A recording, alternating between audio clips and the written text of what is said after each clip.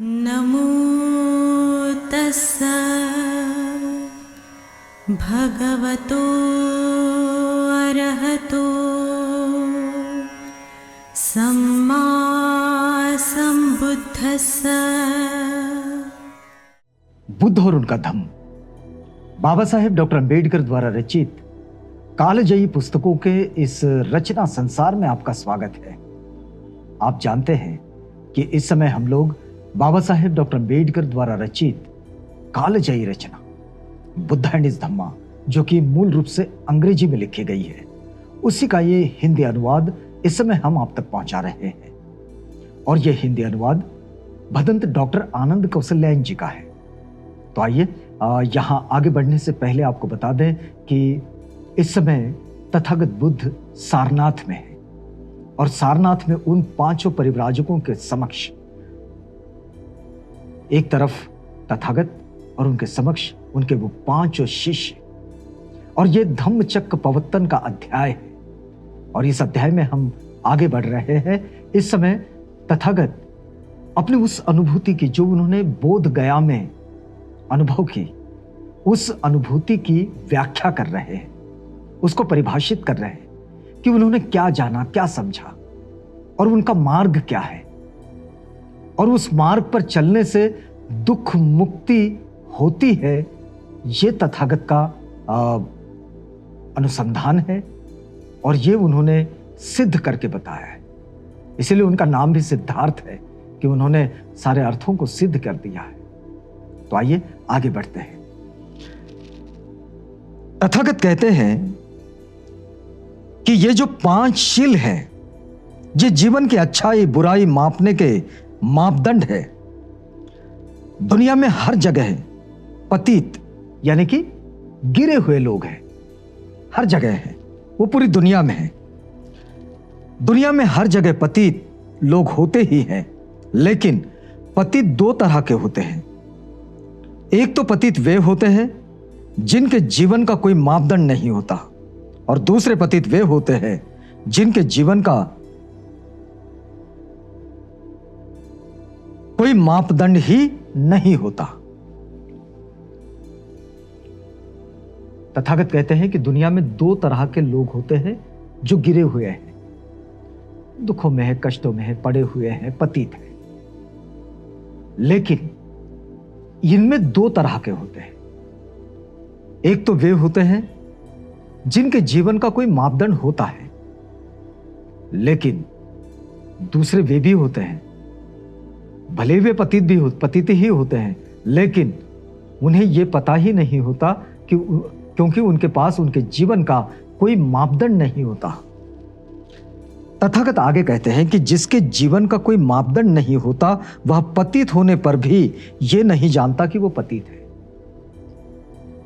देखिए, बड़ी सामान्य सी बात, जिनके जीवन का कोई मापदंड नहीं होता, इधर सब खाली पड़ा होता है, कोई सोच नहीं, कोई समझ नहीं, कोई तर्क नहीं, कोई तार्किकता नहीं। ऐसे पतित तो होते हैं, लेकिन वो जानते ही नहीं है कि वो पतित है। फिर तथागत कहते हैं कि इसलिए वे हमेशा पतित रहते हैं।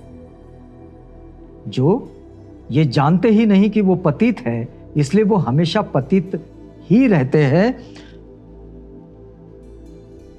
और इसलिए शायद आपने सुना होगा, बाबा साहेब का बड़ा महत्वपूर्ण वाक्य है कि गुलामों को गुलामी का एहसास करा दो। अगर वो एहसास होगा तो शायद विद्रोह करेंगे, अपने उस गुलामी की स्थिति से बाहर निकलने की कोशिश करेंगे। लेकिन अब तो जानते ही नहीं है कि वे गुलाम हैं। यहां तथागत कह रहे हैं कि वो जानते ही नहीं है कि वो पतित है, इसलिए वो पतित वैसी ही स्थिति में पड़े रहते हैं, क्योंकि उन्हें पता ही नहीं, वो हमेशा के लिए पतित ही रहता है। दूसरी ओर जिसके जीवन का कोई मापदंड होता है, वो हमेशा इस बात की कोशिश करता है कि वो पतित अवस्था से ऊपर उठे। जिसके जीवन का कोई मापदंड होता है, वो ये जरूर जानता है कि उसने अपनी पतित अवस्था से बाहर निकलना चाहिए, गुलामी में रहने की जरूरत नहीं है, ये वो समझ जाता है। और इसलिए जीवन में मापदंड का होना बहुत जरूरी होता है। फिर तथागत कहते हैं कि ऐसा क्यों होता है, क्यों? तो तथागत कहते हैं, इसका उत्तर देते हैं कि वह जानता है कि वह पतित है, वो गिर गया है। अगर कोई ये जान ले कि वो गुलाम है, वो गिर गया है, वो पतित है, तो तब ही ना वो वहां से उठने की कोशिश करेगा, वरना तो कोई वहां से कोशिश करेगा ही नहीं उससे बाहर निकलने की। तो देखिए कि आदमी के लिए जीवन सुधार का कोई मापदंड होने और नहीं होने में यही बड़ा अंतर है। तथागत कहते हैं कि किसी के भी जीवन में अगर कोई सुधार होना है तो वो सुधार होने की स्थिति में यही सबसे बड़ा अंतर है कि सबसे पहले इस बात का पता होना चाहिए कि कोई व्यक्ति वो पतित है भी या नहीं, और उसको ये पतित होना चाहिए कि वो पतित है। अगर वो पतित है तो वहां से बाहर निकलने की कोशिश करेगा, और अगर नहीं तो फिर वो वहीं पड़ा रहेगा, उसे नहीं पता चलेगा। कोई कीचड़ में धंसा हुआ है, उसको दलदल से प्यार हो जाएगा और वो दलदल में ही फंसा पड़ा रहेगा। उसको लगेगा नहीं कि दलदल से बाहर भी कोई जीवन होता है। और इसलिए इस बात का एहसास होना बड़ा जरूरी है कि दलदल और दलदल के बाहर का हिस्सा, इन दोनों में कोई अंतर भी है, वरना वो दलदल में ही फंसे रह गए। तो ये बात तथागत उस समय परिव्राजकों को समझा रहे हैं जो उनके 5 शिष्य उनके सामने बैठे हैं। देखिए फिर वे आगे क्या कहते हैं। आदमी के लिए जीवन सुधार का कोई मापदंड होने और न होने में यही बड़ा अंतर है। आदमी अपने स्तर से नीचे गिर पड़े, ये इतनी बड़ी बात नहीं है जितनी ये कि आदमी के जीवन का कोई स्तर ही ना हो। 2 बात तथागत कह रहे हैं और बड़ी महत्वपूर्ण बात। तथागत कह रहे हैं कि यह बात कि किसी आदमी का जीवन के स्तर में वो कहीं गिर गया है, अपने स्तर से वो नीचे गिर गया है। अपने जीवन में जिस स्तर पर जीवन होना चाहिए उससे नीचे गिर गया है। इससे ज्यादा बड़ी बात यह है, इससे ज्यादा बड़ी बात यह है कि किसी आदमी के जीवन का कोई स्तर ही नहीं, स्तरहीन है वो। तो किसी का स्तरहीन होना, किसी का स्तर ही ना होना, यह ज्यादा बुरा है कि कोई अपने स्तर से गिर गया है। और इसलिए बड़ी सूक्ष्मता से तथागत इस बात को समझा रहे हैं। फिर तथागत कहते हैं, देखिए कि हे परिव्राजकों, तुम पूछ सकते हो कि इन 5 शिलों को जीवन का मापदंड क्यों स्वीकार किया जाना चाहिए। परिव्राजक अपने आप में बड़े मजबूत थे। उन्होंने कहा, भैया आपकी बात यहां तक तो ठीक है, लेकिन इस बात को क्यों मानना चाहिए कि ये जो 5 शील है जिन्हें आप कहते हैं कि ये मेरे धर्म का आधार है और पवित्रता का जीवन बनाए रखने के लिए ये बड़ा जरूरी है, और फिर अच्छाई का जीवन बिताने के लिए ये जीवन के मापदंड होने चाहिए, तो ऐसा मापदंड के रूप में इसे क्यों स्वीकारा जाए। फिर इस प्रश्न का उत्तर तुम्हें स्वयं मिल जाएगा। क्या कहते हैं तथागत कि इस प्रश्न का उत्तर तुम्हें स्वयं ही मिल जाएगा यदि तुम अपने से ही यह प्रश्न पूछो।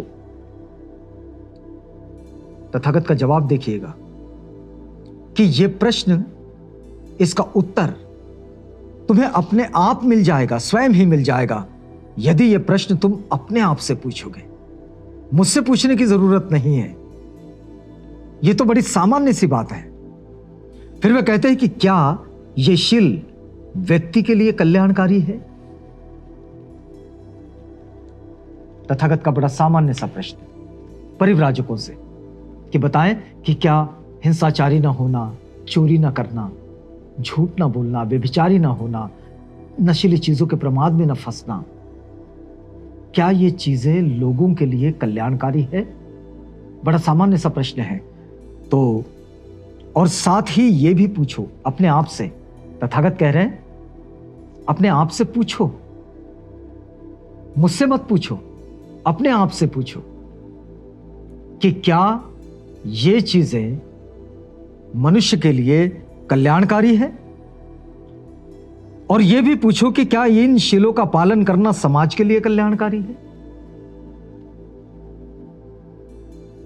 2 सवाल तथागत ने परिव्राजकों के सामने खड़े कर दिए और उनसे पूछा कि तुम पहले तो अपने आप से यह पूछो कि यह जो शील है, यह शील क्या तुम्हारे अपने लिए कल्याणकारी है, और फिर अपने आप से यह भी पूछो साथ ही साथ कि क्या यह मनुष्य समाज के लिए, यह जो हमारे आसपास का समुदाय है, इस पूरे समाज के लिए अगर इनका पालन करना क्या कल्याणकारी हो सकता है? यदि इन दोनों प्रश्नों का तुम्हारा उत्तर स्वीकारात्मक है तो इससे यह सीधा परिणाम निकलता है कि मेरे पवित्रता के पथ के ये 5 शील इस योग्य है कि उन्हें जीवन का सच्चा मापदंड मान लिया जाए। और फिर संसार में ऐसा कोई भी जो एक मॉरल लाइफ की ओर अग्रसर है, एक नैतिक जीवन की ओर जाना चाहता है, एक बेहतर जीवन की ओर जाना चाहता है, वो कोई भी इन शीलों के खिलाफ खड़ा नहीं हो पाएगा। वो मानेगा कि भाई ये 5 जो शील है, ये शील इस बात के लिए पूरी तरह से समर्थ है, इनमें इतनी सामर्थ्य है कि ये मनुष्य को बेहतर जीवन की ओर ले जा सकते हैं। क्योंकि इसमें क्या है? हिंसाचारी ना होना, इसमें क्या है? झूठ ना बोलना, चोरी ना करना और व्यभिचारी ना होना, नशीली चीजों के प्रमाद में ना फंसना। ये सब के लिए कल्याणकारी, समाज के लिए भी, व्यक्तिगत जीवन को ऊंचा उठाने के लिए भी, तो अपना भी जीवन ऊंचा उठाने के लिए और समाज जीवन जो है उसे भी ऊंचा उठाने के लिए ये बिल्कुल कल्याणकारी है। और तथागत कहते हैं कि अगर इसकी स्वीकारोक्ति तुम्हें मिल जाए तो मेरे ये शील जो है ये मनुष्य जीवन के विकास के लिए और उसे दुखों से दूर ले जाने के लिए और एक पवित्रता का जीवन यापन करने के लिए, एक अच्छा जीवन बिताने के लिए ये शील आधार है, और ये मार्ग पवित्रता का मार्ग है और ये समर्थ मार्ग है।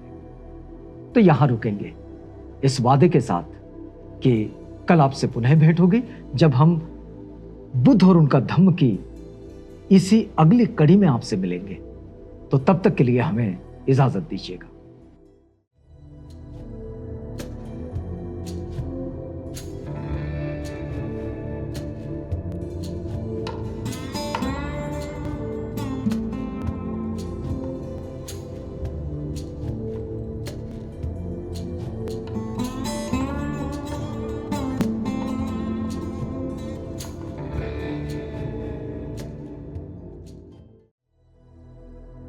बुद्ध और उनका धम्म